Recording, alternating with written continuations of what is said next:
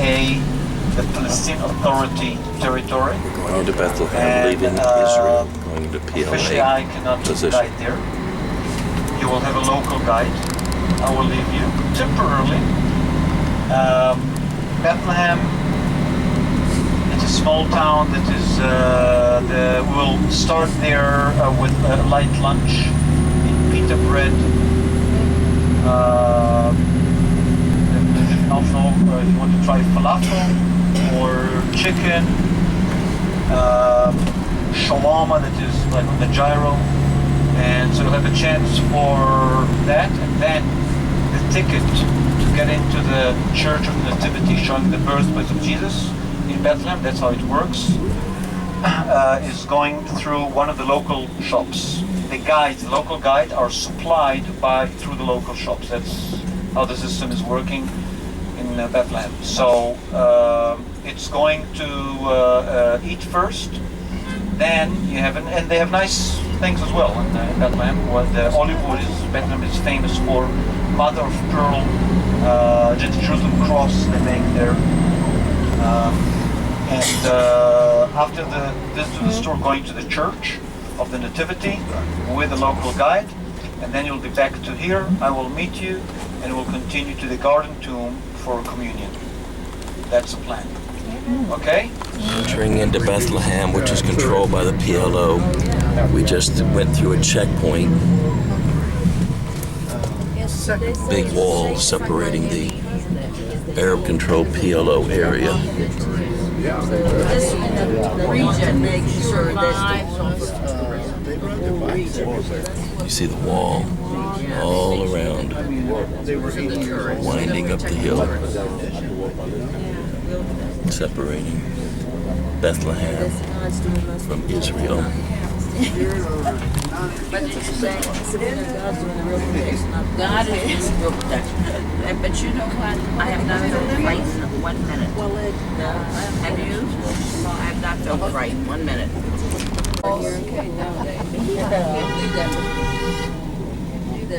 I saw one grab feedback says, "You don't need this wall." It says,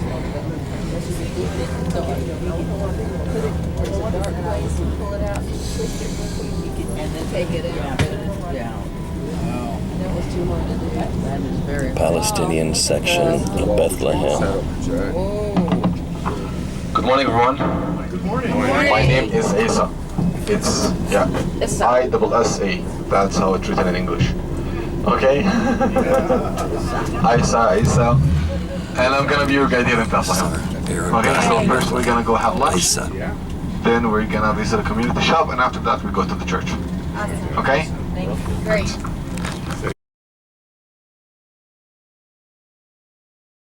We're having shawarma, and Will is having falafel vegetarian.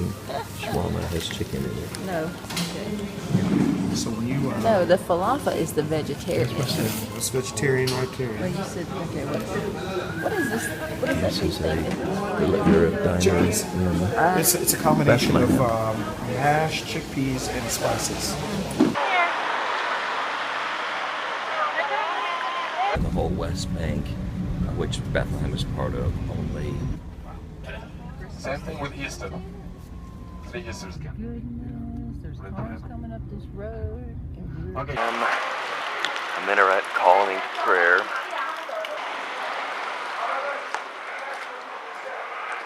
That would be good for him if the price was $7.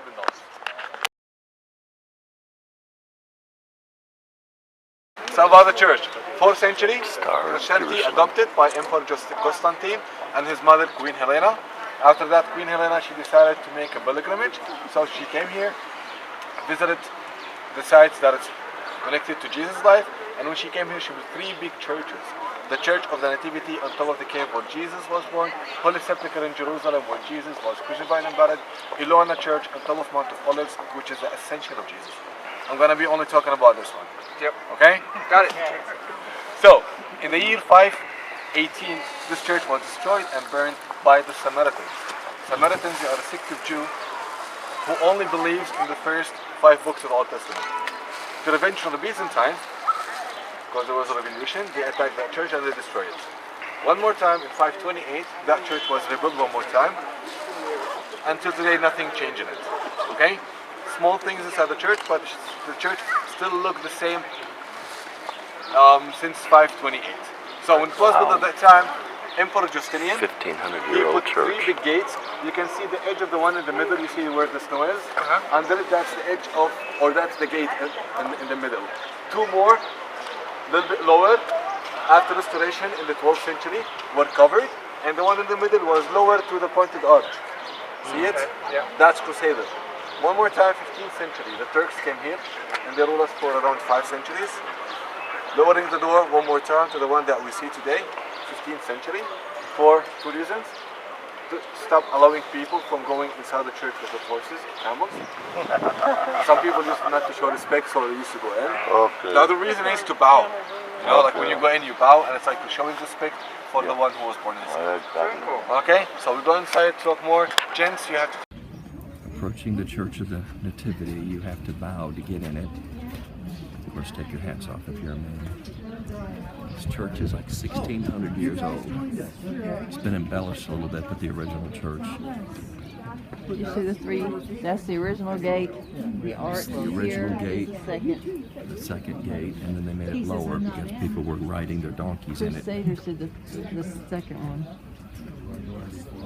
Did you not get it on the other? It's too dark inside. Oh, yeah. Oh, did you get it outside? Yes, I got what it said. Your little fireplace. Because I'm sure I want to bump it.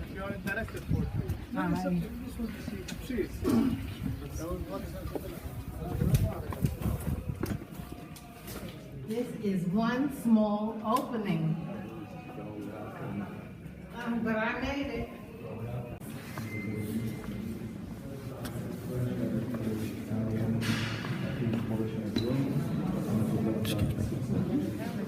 Okay, can I have you walk close to me because I cannot talk loudly. It's not like the other parts of the church, okay? Okay, so what's behind me? Okay, in the year 2000, John Paul II, Pope John Paul II, he was in that church. He gave a gift to the church. I'm gonna show it to you. In the year 2009, Pope Benedict, the German Pope, he was here. And what's behind me, it's his gift to the church. In 2009, and that's picture showing when he was here. So this is like showing or telling Bethlehem, the most important biblical stories in Bethlehem. Okay, we have 2 important stories, which is birth of Jesus, and one a long time before it, from the Old Testament, which is Ruth and Boaz. They met in the fields of Bethlehem. Okay, and that's in the corner. This is showing Ruth. Okay, that's one thing. And so, who was born in Bethlehem? Jesus, and who else? David. King David. So this is King David as a shepherd. Okay, these are his brothers, and that's the one who anointed him to be a king. Samuel. Which was Prophet Samuel, and that's Jesse. His daddy's fine. Exactly. Okay, the last thing. Remember the genealogy that I told you about, starting from Abraham all the way to Jesus? It's in that tree. It's all written here. Tell Jesus our Lord. Okay, and that's Pope Benedict gift to the church 2009. And who's Okay? the angel? Should be Gabriel. Should be. So this shows the branch. The genealogy. Well, the majority of the Christians here are Greek Orthodox, Catholic, then Armenians and Pentecostals as well. But the majority are Greek. Okay.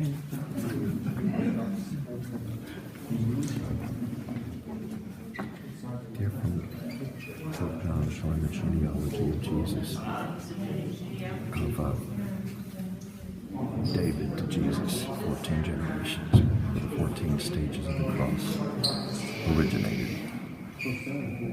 You see the pillars. Okay, the pillars is what's holding the roof of the church. There is 48 of these pillars, like the one over there. It's each one of these pillars is 6 meters high limestone, one piece.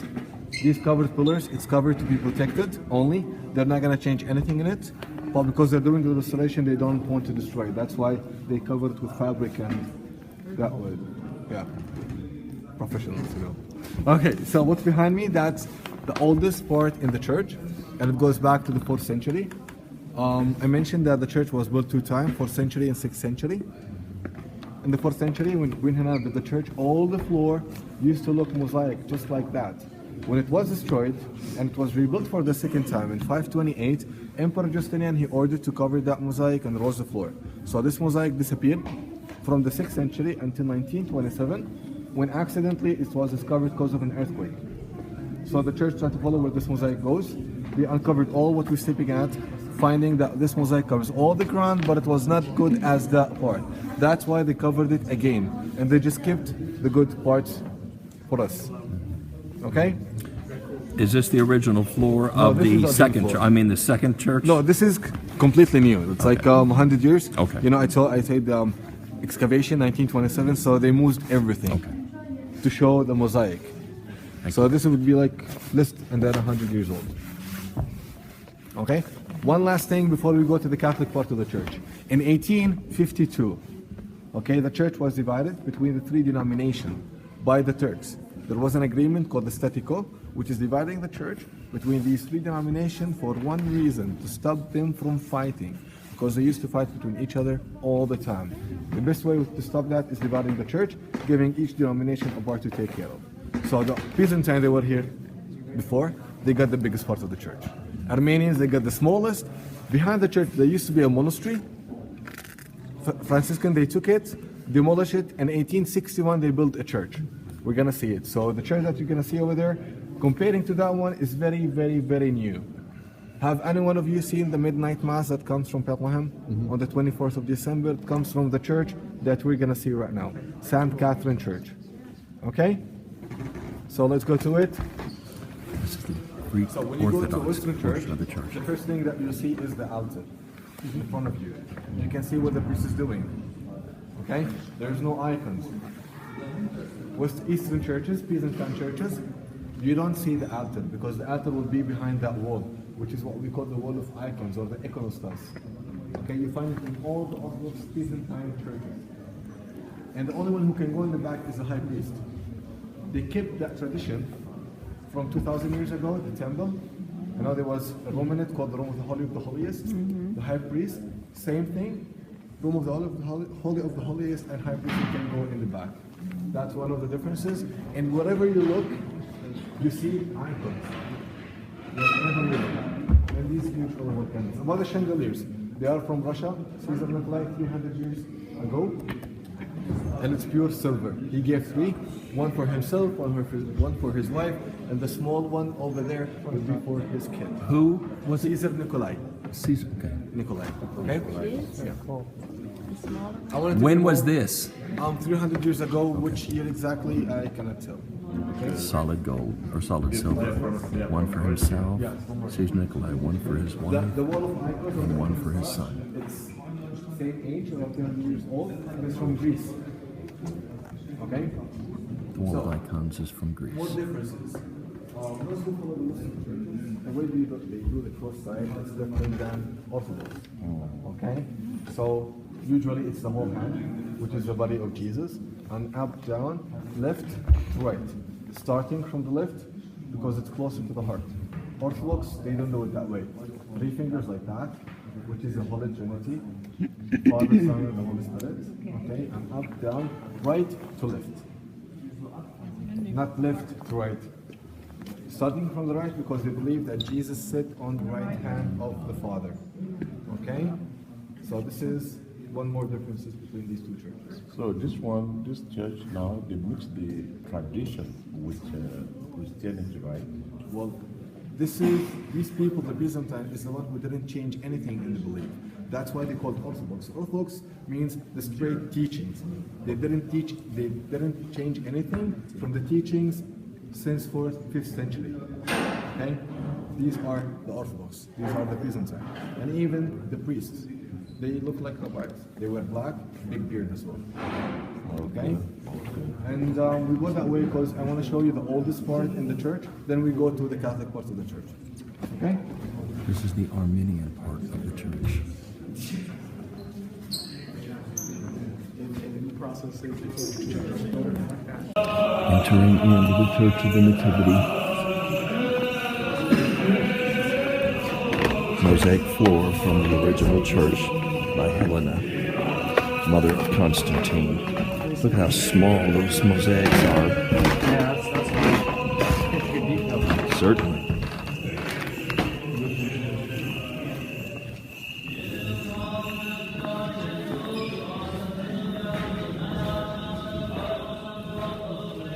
So good.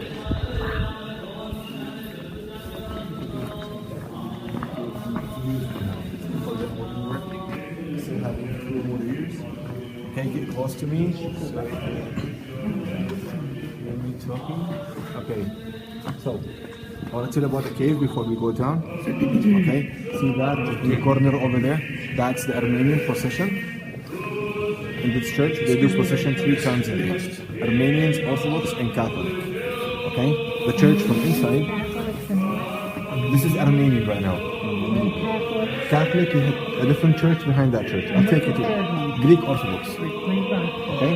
So the Armenian. No, Armenian. Constantine moved from Rome into Constantinople, and the Greek Orthodox Church was born. In this corner over there, that's the Armenian Orthodox procession.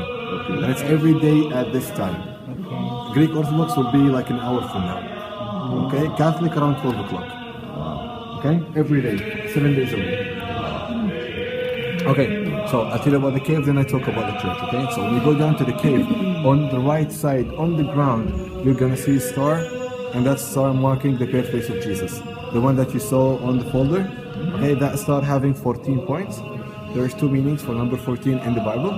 The first one is the 14 stations Jesus went through before he was crucified, which is Via Dolorosa. The other meaning is the 14 generation. From Abraham to David, David to the exile, exile to Jesus, which is 14 times 3. Okay? And that's what marks the birthplace of Jesus. You can kneel down, touch it, take a photo, because I don't see anybody. You're like, That's okay, rare. as you can see, the church is under restoration. It's going to be like that for the next coming 2 years.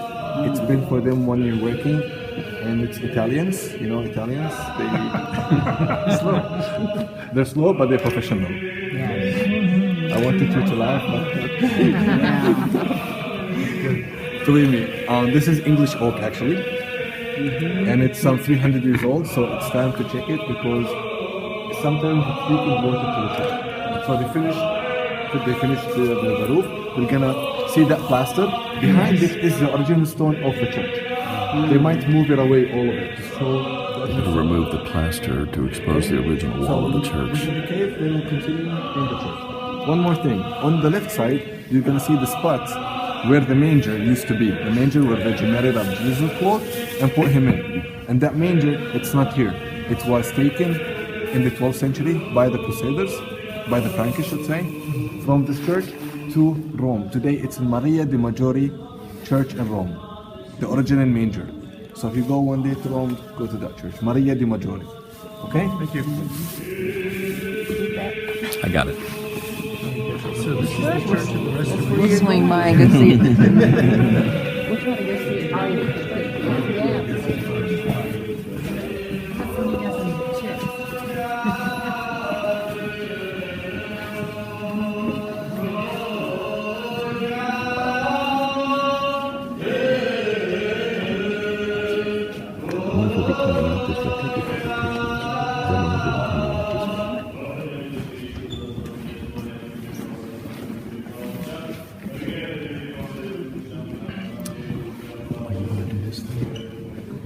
I can't do both.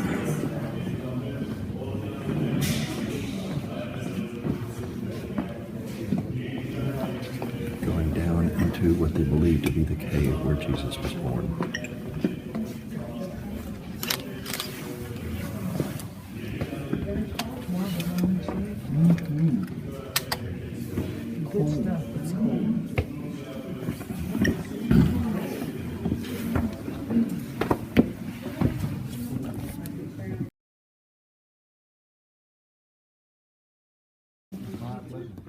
That's fine. Yeah, so this is the site where they believe Jesus was born in the cave. Church of the Holy Sepulchre. Or not Sepulchre, but Church of the Nativity. Discovered and built by Helena Constantine's mother. And garnished by embellished by the Crusader Church. The original church was destroyed, but the Crusaders came and built it. And the building that's standing on the outside is built in the 5th century.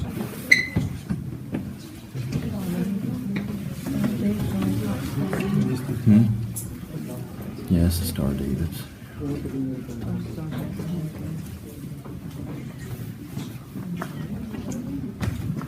Wonder why the holes.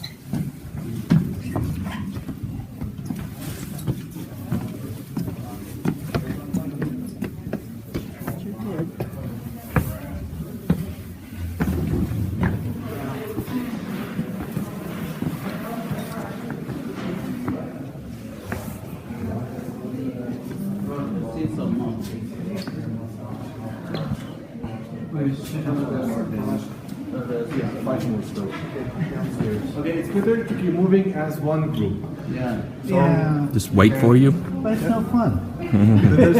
It won't be fun getting lost, I can assure you. well, the church is very, very small, so you're not going to get lost. But I don't want to leave. don't worry about the church. I told him it's like birding cats.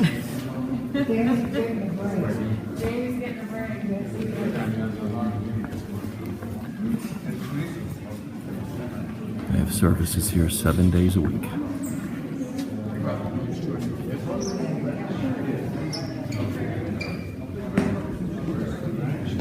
It was a donation.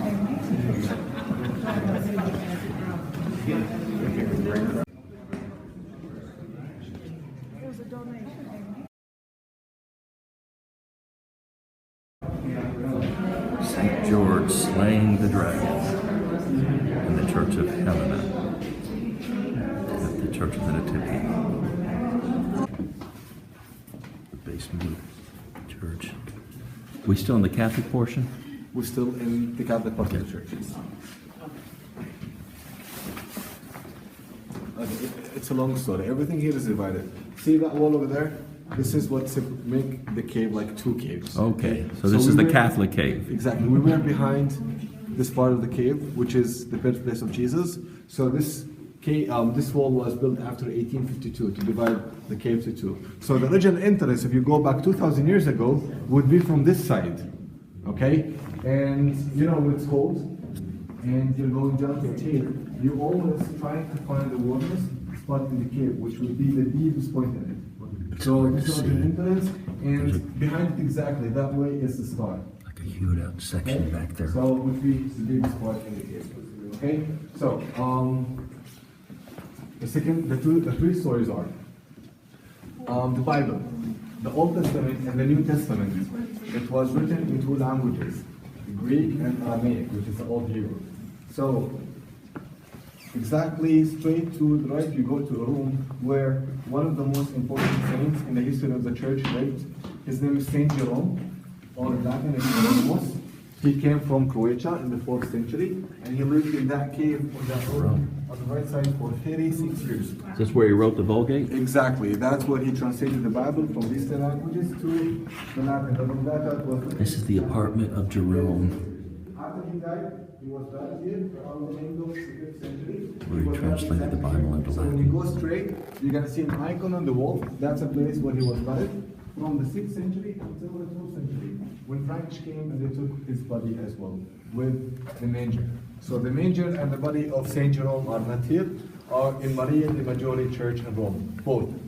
Okay? That's the first story. The second story, if you look here, these are tombs, goes back to the 1st century. And in 1964, Franciscan, they were doing excavation here, and they found 50 small skeletons, just like that. All goes back to the 1st century. And you know the story of King... Skeletons of the babies. Exactly. You know the story of King Herod killing the babies? Yes. All these bones was collected and put in that place. And it was discovered in 1964.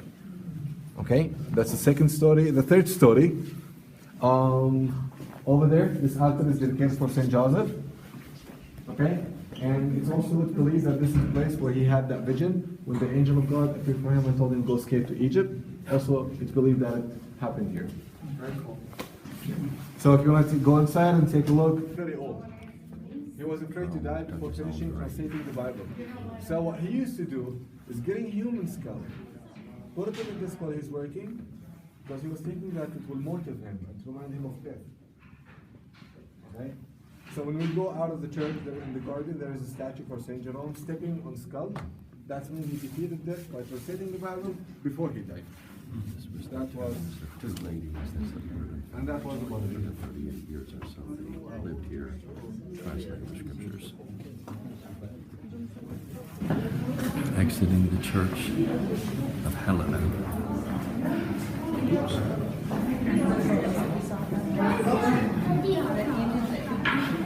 This is the apartment access to Jerome's apartments downstairs.